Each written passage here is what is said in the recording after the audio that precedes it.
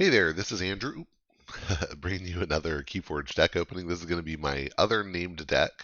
Yeah, I did get a package with 3 named decks, but my brother-in-law bought one of them off of me for his son, so um, that's pretty cool.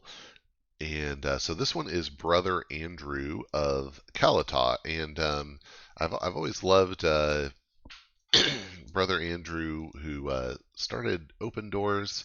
Um, Smuggled Bibles and behind the Iron Curtain for years and years, and it's just always been growing up. It was one of my favorite stories.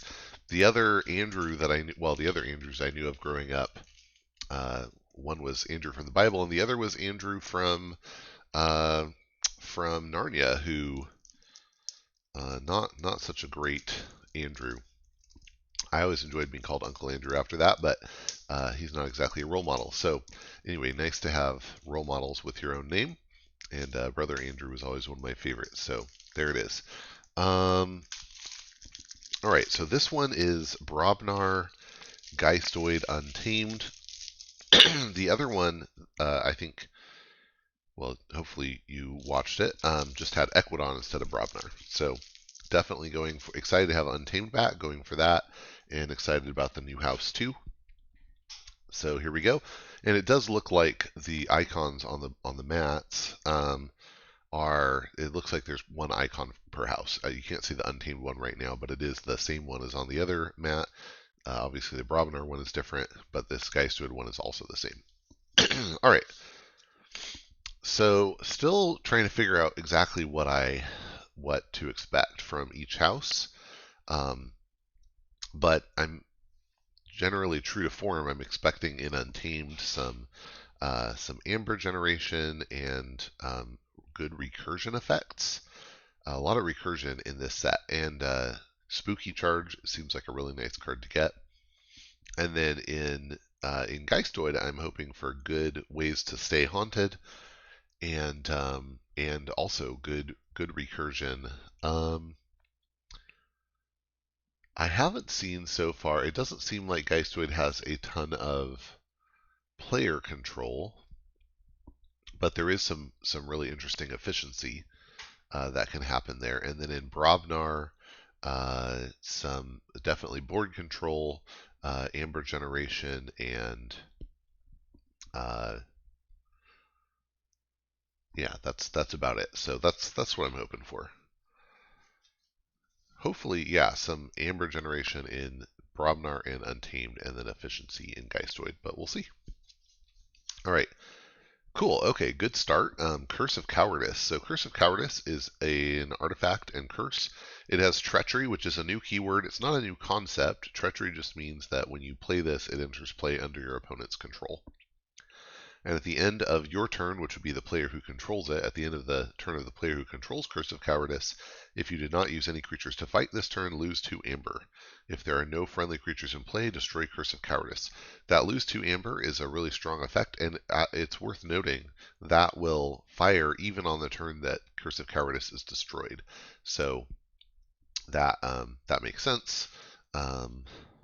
Yeah, seems like a nice option. And even if, unless your opponent's playing like a Quixelstone deck, this probably is going to slow them down, because not only are they going to be losing 2 amber at the end of every turn, they also, if to get rid of it, they have to not play creatures. All right, then we have Bone Crusher. This is an upgrade with an amber that gives the creature action, destroy a creature. Okay, yeah, that seems interesting. Yeah, that's fine. We've got Earthshaker, love that. It's been around, and this one got a damage pip on it. It destroys each creature with power 3 or lower, and it's big. Ooh, Follow the Leader. So this is an action. When you play it for the remainder of the turn, each friendly creature may fight, so some cross-house efficiency. That's fun. Plummet is an action that says play, discard your hand, deal 1 damage to each creature for each card discarded this way. Okay, that's an interesting kind of semi-board wipe. I don't know that I would... This card seems kind of low on the power curve to me. like Mind Bullets and Logos, similar. I'm guessing this card is not going to be a big deal, but we'll see. Sound the Horns. Okay, that's fun. It's an action with an Amber. When you play it, you discard cards from the top of your deck until you hit a Brobnar creature, and then you put it in your hand, or if you run out of cards, then you just flipped your deck. Cacophonous Riot is an action with an Amber. When you play it, you ready and enrage a creature and each of its neighbors.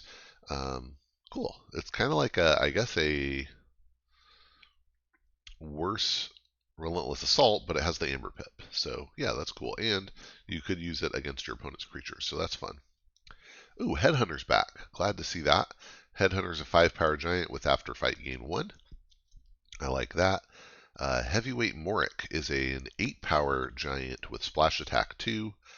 And if you scrap him, you deal 2 damage to a friendly creature and 2 damage to an enemy creature. Okay. Lash Out is an action with an Amber. This one got a damage on it. If you're haunted, deal 3 to a creature with 3 splash. Otherwise, 3 to a creature. So the haunted just gives it the splash. Yeah, okay. Very nice. Shock Herder. 3-power goblin with deploy and play ready and fight with a neighboring creature. That with the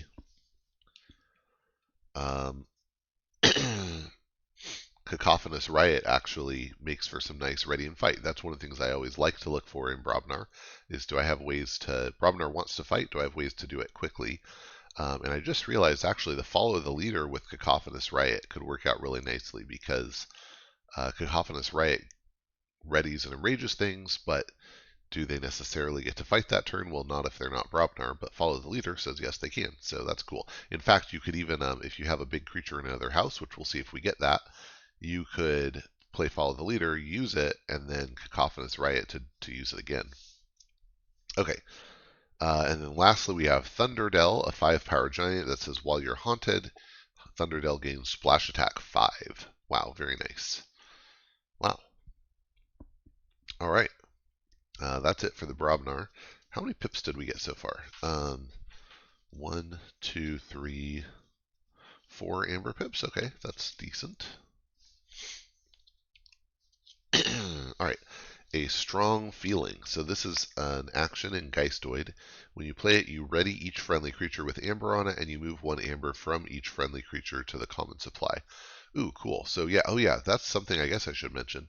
Geistoid has a lot of capture effects too. So I guess maybe what we're looking for here is you've captured Amber onto some of your Geistoid creatures. You get to ready them, which is a nice benefit, and then move the Amber to your to the common supply. That's pretty cool.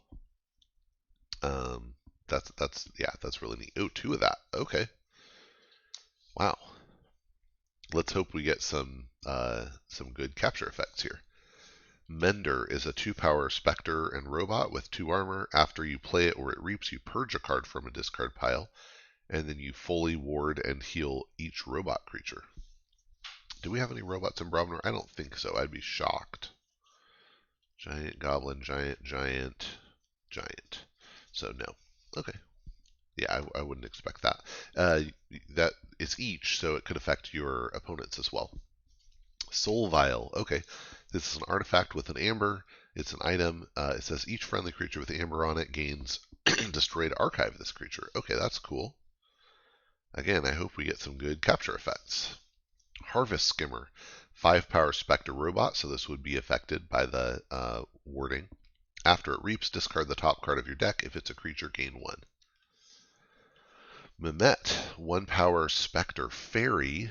When it's played or destroyed, you archive the top card of your discard pile. Snippy. 3-power Spectre Robot, so it would get warded. Skirmish. Play 2 damage, deal 2 to a creature. Scrap, destroy an enemy flank creature. Another Snippy. I love Touchstone. Touchstone is a 4-power Spectre with After Reap. If you're haunted, archive 2 cards. Otherwise, discard the top 2 cards of your deck. Very nice. Webster is an 8-power Spectre and Location with Taunt. After it fights, for each damage on it, you may discard the top card of each player's deck. Very nice. Second Webster. Wow, that's nice. And actually, so this actually works really well with the Brobnar, like Follow the Leader setup, because those are big creatures. Winds of Death is an action that says play. Each player archives each creature from their discard pile. Destroy each creature. Bummer, because we did not get any capture here. So we have Soul Vial and a strong feeling that are going to synergize with capture, and we're not getting any capture so far. We'll see what we get in Untamed, but I don't expect capture in Untamed. So that's I have to say it's a little bit of a bummer to have 3 cards that are not synergizing. But we'll see. Okay. Airlock. All right, so this is a Maverick. It's an artifact. It belongs in Mars. It has a damage pip on it. It's a location. It has action. Discard a non-Mars card from your hand, which will be every card. If you do, draw a card. So it's basically discard a card, draw a card. That's really nice with all the scrap effects. That's cool. All right, Halakor is a 4-power beast. Each friendly flank creature gains skirmish. Nice. We got a Nepenthe Seed. Love that. Artifact, an item with Omni. Destroy the Nepenthe Seed. Return a card from your discard pile to your hand. Really good in this set. Really, I mean, it's always been good, but it's extra good in a set where you're discarding so much. Amberfly is a 2-power insect with elusive and skirmish. After it fights, you capture 1, and after it reaps, you move 1 from it to your pool. Okay, there's a little bit of capture. Blernian Hydra. Ooh, wow, love the art on that. That's so cool. So cool.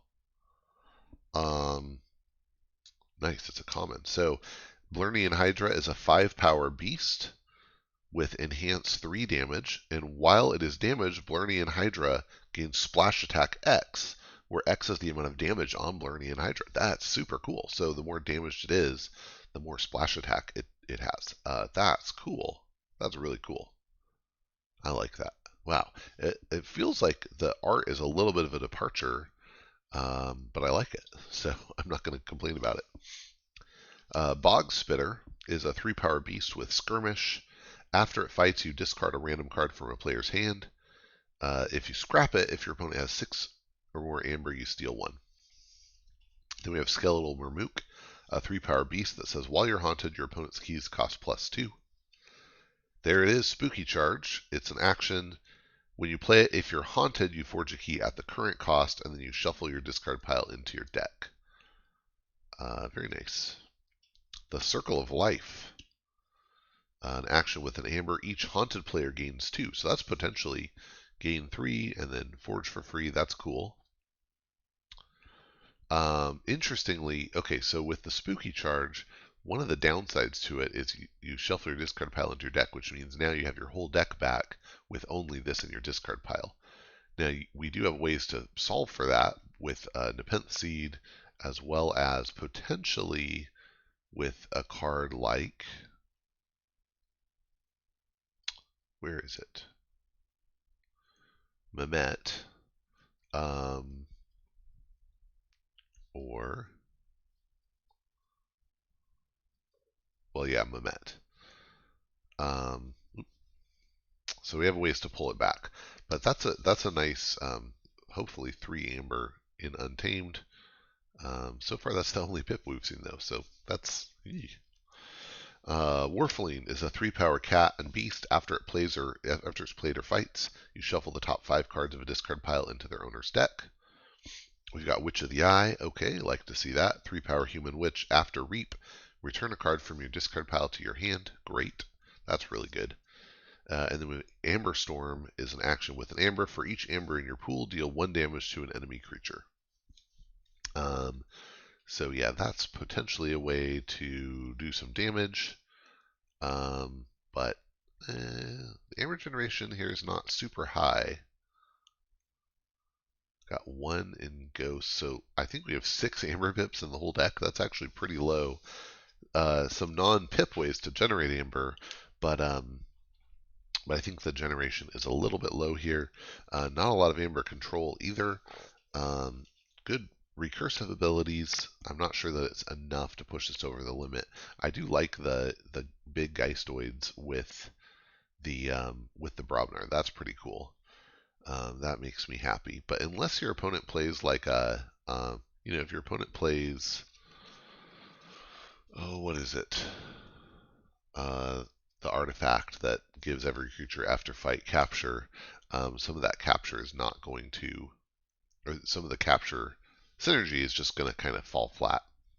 Um, so yeah, I think out of the two name decks that I've opened out of the two vanity decks I've opened so far, the other one was the stronger. Well, I say so far. Those are the only two I'll open. I think the other one's stronger, but we'll see. I need to give them some practice runs and try it out. Looking forward to having some friends over to play in person this weekend, and we'll do some sealed, but might try to get play in for a couple of these for both of these name decks. We'll see. All right, thanks for watching. Hope you enjoyed and that you will get out there and forge some keys.